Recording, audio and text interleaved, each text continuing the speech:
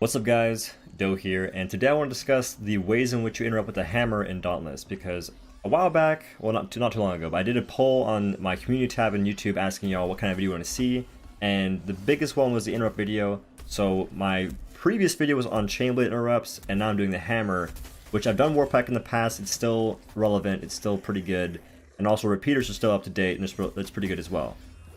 Kinda. Now, today we're talking about hammer. Hammer is currently the Oonga Boonga weapon in Dauntless, and what I mean by that is that this weapon is really freaking strong, and a lot of players don't know why it's so strong. But that's besides the point. The point of today's video is to learn you guys how to interrupt, and the way you interrupt with the hammer is pretty much with every single attack. Every single attack can interrupt as long as you land on a behemoth during an unstable attack. And to show you guys this, I'll start off by showing you guys the harder interrupts that I wouldn't really advise doing, but you can do if you want to, and then moving towards the easiest version of the hammer interrupts later on. Now to start off, we have using a light attack. Now light attack is going to be also called a primary attack, and on the PC it's going to be a left click. On Xbox it'll be an X key or button, and PS4 it'll be a square. This attack can interrupt in any kind of variation. If you're standing still, if you're jumping, if you roll, it doesn't matter. If you land on a behemoth in its face area around there, it'll interrupt if you do it with good timing. You can also do it during a combo, like say you swing once and then you want to uppercut in that combo, that will interrupt. It doesn't matter. You can even Aether Slam a behemoth if you want to, and either the hammer swing itself will interrupt a behemoth, or even the freaking trimmers from the hammer can interrupt a behemoth, making it really safe in some cases if you have the correct timing and the correct distance. I would suggest doing this. I wouldn't suggest relying on your Aether Slam trimmers to interrupt, because you're wasting your shells in that case. Now, you can also do a blast jump, which is where you're holding the W key, or you're holding the forward key, you're sprinting, and you hold that, yeah, you're sprinting, and you use your heavy attack, or your secondary attack, which is also going to be your right click on PC, your triangle on PS4, or your Y on Xbox. I cannot believe I'm saying all these names right now. Anyway, you can do that, and you can then do your light attack during that swing to hit a behemoth in the face, and that will interrupt. This is not very safe at all, but it's possible. You can stop. I'm telling you guys this because you can use it. You can use it to style on behemoths and to just, you know, change up the experience, just have fun. Sometimes it's kind of nice to just go into a hunt and try and go for some stylish boobs. It's kind of nice sometimes. It's a nice way to chill out and do something different. Now, moving past that, we have a safer version of interrupting, which is the most common, and that'll be using the blast dodge. And blast dodge is when you're standing still most of the time, and you're going to go ahead and use your double heavy attack or your double secondary attack, which is also going to be your right click on PC, your Y on Xbox, and your triangle on PS4, I'm pretty sure. And this is where you'll be standing still, you'll double right click or whatever, double heavy attack, and you'll push yourself backwards with a blast. This blast will interrupt behemoths if they're close enough, and it's very safe. It uses 2 shells if you do it properly, and it's really safe. Now, it uses shells though. And another way to interrupt that I didn't really mention, I kind of forgot, is if you stand clockwise, if you stand left. So if behemoth's coming at you, you turn left and you jump and use your light attack, that swing will interrupt behemoths pretty easily. And you want to do this because if you turn left when the behemoth's running directly at you and you jump and swing, the arc is what is going to make you safer. So the hammer will go in an arc, and then it'll be an apex, or I'm saying words right now. It'll be hitting a behemoth, you'll be safe, you'll be Gucci, you'll be good, and that's fine. And you'll be saving on your Aether shells, which will help you with DPS later on. Anyway, you can also just do the normal method of just standing still, doing a blast dodge. That's what people normally do. You can use directional keys, you can use the forward, left, right, back, doesn't matter. Doing the standing still approach is the easiest, but you can do however you want to, depending on where the behemoth is. You can turn your character to adjust for that. Now, moving on to the safest way to interrupt behemoths, this will be using the concussive payload. Because for the other method, if you have the Mighty Landbreaker or the Ironheart Landbreaker, you cannot do what you can do with the concussive payload, which is a standing still single tap, which is a blast. With Landbreaker and Ironheart Landbreaker, you'll do a Landbreaker in the ground. That's not what you want to do. You want to interrupt behemoths. So with concussive payload, when you tap it just once, your heavy attack, you do a blast. This blast will interrupt behemoths, you're good. You can also hold this blast for as long as you want to. The safest way to do this I've found is just stand still and hold it for like half a second and then let it rip. Just do one blast. You can hold it for up to like, 4 shells or 6 shells. It doesn't really matter what you want to do. But I would suggest you standing still real quick and holding it for one blast and doing that. You can also jump blast. You can just stand still and blast once without holding it. Up to you. A lot of blasting, a lot of stuff going on. But that's pretty much the hammer. That's my explanation. I tried my best. I hope you guys found it helpful in some way or manner. Maybe from the commentary, which is fantastic, spot on, and just superb in all kinds of ways. Or from the visual representation, which is probably, a better way to do it. But hopefully one of the two helps you out. Anyway, guys, if you guys liked the video, be sure to leave a like, maybe comment down below, and share this video with your friends. Maybe your aunt, your uncle, your niece. Who knows? They might like it. They might hit that like button. If you're not doing it already, you better. And if you want to support the content, be sure to use my Epic Games Super Card code in the Epic Games Store or in the in-game dollar store. When making purchases, it costs you nothing extra and it helps me out a ton. And lastly, this month is September, which is also called Subtember, and on Twitch, your subs will be half off. So if you want to be a tier 1 sub on Twitch, you get my in-game partner Flare, which is a little freaking icon on Twitch that I have, and it will cost you $2.50 plus like 16 cents tax, which is weird, but that's the case. Anyway, guys, that's the video. Thanks for watching. I'll see you in the next one. Peace. Don't worry, I'll kill it. Yeah, blast it, dude. Bro, I'm gonna blast it so hard. Wait, let's go, dude. Easy claparino, man.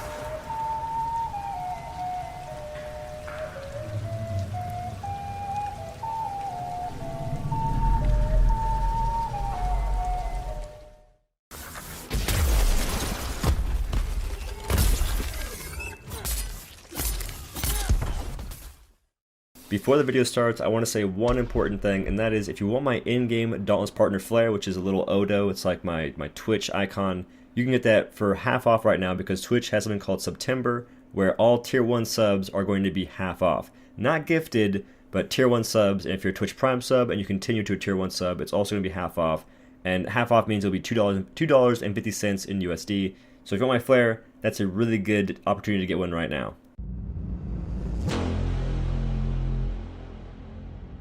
What's up guys, Doe here, and today I'm talking about all the new stuff that came with the Lucky Break store in the update, and that's going to include some new cells, a new lantern, some new mods, and a new exotic. And they're all pretty good things. But to go into why I'm doing this, most of y'all can't really try out things unless you buy it. I have access to a realm where I can test things, which I don't own on live servers, but I can still test them on this realm.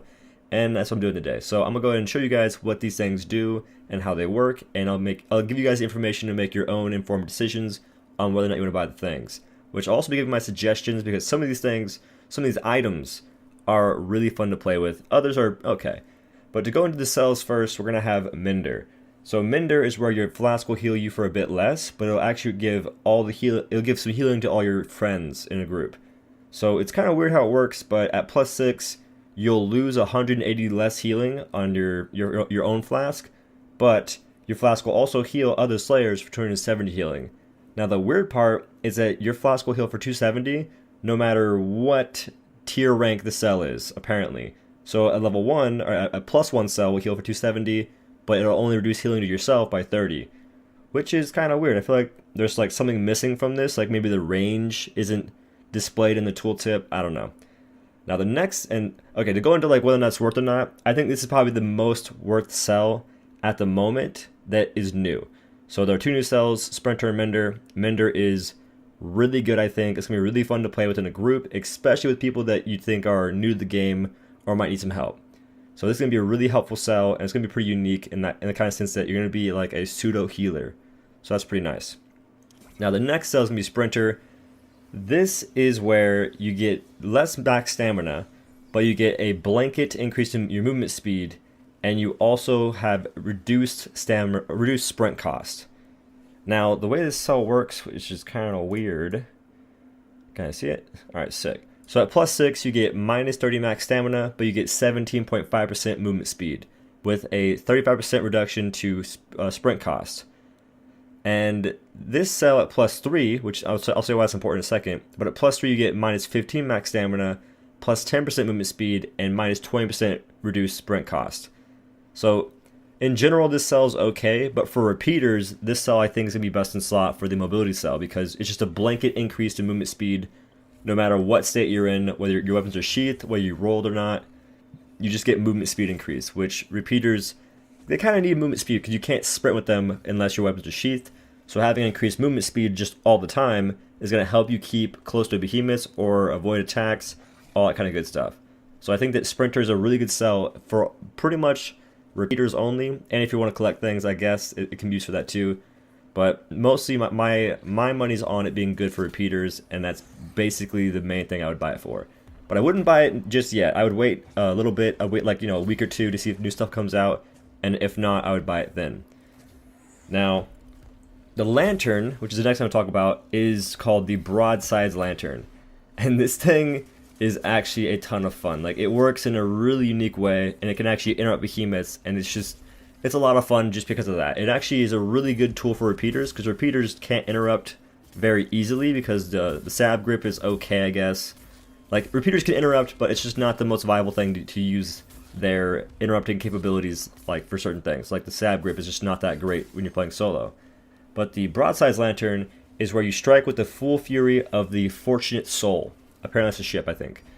Tap to fire a cannonball from above that deals 250 damage, or against airborne behemoths deals 450 damage and critically strikes. Now the hold or the instant cast, I believe, is just like if you're close to a behemoth and you're looking at it, it'll hit it almost no matter what, as long as it doesn't move in the time frame in which you click the button. I'm pretty sure that's how it works, at least in my testing. But the hold to cast is where you hold to drop a bomb from above that explodes after 1 second, and it deals 650 damage and can interrupt behemoths. Okay, so it can interrupt behemoths it can interrupt behemoths in a boop attack where it's running at you or flying at you, all that kind of stuff. That's a boop, right? It can also interrupt a damage threshold where a behemoth is casting an attack and you have to do enough damage to cancel that attack. And that includes Deadeye, Koshai, and Skarn. So I tested on Deadeye, which Deadeye has, I think, one of the hardest ones to, one of the greatest damage thresholds, I think. So it only took me two of these hold the cast to actually break it, and that was a pretty good thing to do. So it's going to take some skill. You have to like save up one, use it like right when it starts, and then save up another one, or try and build another one really quickly. But this lantern's a ton of fun, and it goes really, really well with repeaters and weapons that you might have a hard time interrupting with. So maybe sword if you're new or something like that. Like, it can help out a ton with those kind of weapons. So it's a really, really fun lantern, and I actually bought this recently. Now moving on to the modifiers, you're going to have something called Momentum Pommel. So this is for the sword. Triple elements combo finisher can be performed twice, dealing plus 100 damage on the second use.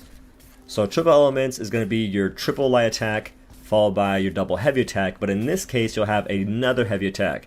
So it's going to be light, light, light, heavy, heavy, heavy, and it does some phenomenal damage. I'm pretty sure it's going to be best in slot for sword, especially for the Avenging Overdrive special for the sword, because you have Reactive Hilt, which is probably like the second best, but you don't really dodge too much using Avenging Overdrive because you're mostly just pressing your special to parry attacks.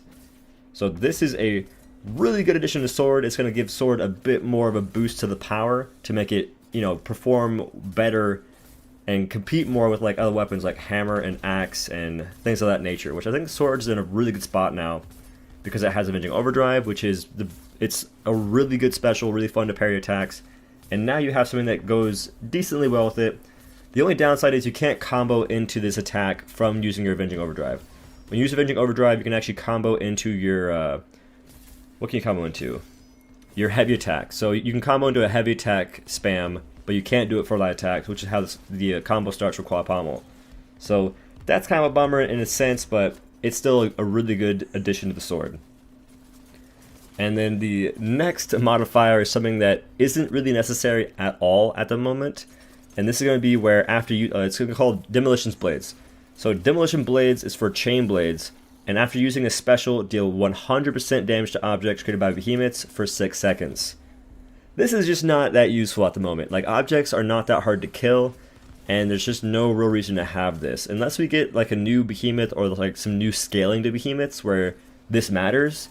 It's just not going to matter. Which also, by the way, if we got like a new behemoth that you needed demolition blades or whatever the repeater like version of this is, I would be upset, because that's basically locking like really necessary items behind trials, like, you know, time gating it basically. Like in the current state, I'm not the happiest about how things are going, but I'm not upset either. And I'm saying that as someone who makes content on the game, and I can't even like I can't even really stream the new content because I don't own most of it, so I don't mind it too much. But like, if you basically make a new behemoth that you require to have a mod from the trial store that I don't have, I'd be upset. That's all I'm gonna say. And anyway, demolition blades is not a very good option at the moment. In the future, I think it might be useful because we might be seeing a meta shift to less damage and more so, I guess, tactical items, like bringing things tactically and thinking about your options more intelligently, instead of just like, oh, it does more damage, I'm going to bring that. So we could see that in the future, but I'm just not sure when. But that is how that works. Now the last thing is going to be the exotic repeaters called Twin Suns, which I covered in a video yesterday. It's Twin Suns, a guide to them, which is mostly like a pseudo guide, but you know, sue me. But exotic repeaters called Twin Suns add a new exotic to your arsenal with Twin Suns repeaters, special explosive mag bombs cling to your target and detonate at your command. Which, by the way, you want to use all your mag bombs before detonating them. Do not press reload. Instead, use your light attack after spamming all your mag bombs to explode them. Pro tip. But this purchase is for a complete weapon, not a skin. Twin Sun starts at level 1 and can be upgraded to level 15. And they're really fun. They're really fun, but I do not think I can justify the $1,000 steel mark cost, which I didn't. I instead went ahead and bought the broadside lantern and then quad or momentum pommel for the sword. I bought those two things instead of getting the Twin Suns, just because I get more bang for my buck, and that's just how I viewed it. But I do think that Twin Suns will be available through some other method in the future, because I do not think that trials will be around forever. If they are, we'll have different modes in the future as well. Like trials is not going to be the end all be all of Dauntless, by the way, just in case anyone's like feeling that way. It's not going to be the case. We will eventually get some new stuff, and it'll be you know, a nice change of pace. At the moment, trials it's what it is. It's interesting to an extent, but I know a lot of people that play the game casually. Like, even I honestly consider myself a casual to some degree, because I make content for people that, you know, play the game a lot and aren't just looking to be the greatest gamers. So I think that I've also fallen into the feeling of where I just want to play the game and have fun. And trials are not the most fun for me, but their design is not meant to be, I guess, super fun, which you could get fun in and challenging at the same time, but trials do not really hit the fun mark for me. Anyway, that is going to be the video, and I hope you guys got a good insight onto what the new stuff does for like in the Lake store, like the new cells, the new mods, the exotic, all that kind of stuff, because it's nice to have insight to see what things might do, so you can make more informed buying decisions with your steel marks and not waste your currency, hopefully. But that's the video, guys. If you liked it, be sure to leave a like, maybe comment down below, and consider sharing this video. If you like this kind of video and want to see more things like it, be sure to subscribe to this channel for more Dauntless content. That's what I do here. And if you want to support this content, you can actually use my Epic Games Scorecard code in the Epic Games Store or in the in-game Dauntless Store making purchases. Everything you buy with my creator code helps me out a ton, and it's greatly appreciated. Which, by the way, the code does expire every 14 days, which is a bummer, but just make sure you're using someone's code, whether it's mine or someone else's. Just make sure there's always a code in use, because it helps them out a ton. But anyway, guys, that's the end of the video. I'll see you in the next one. Peace.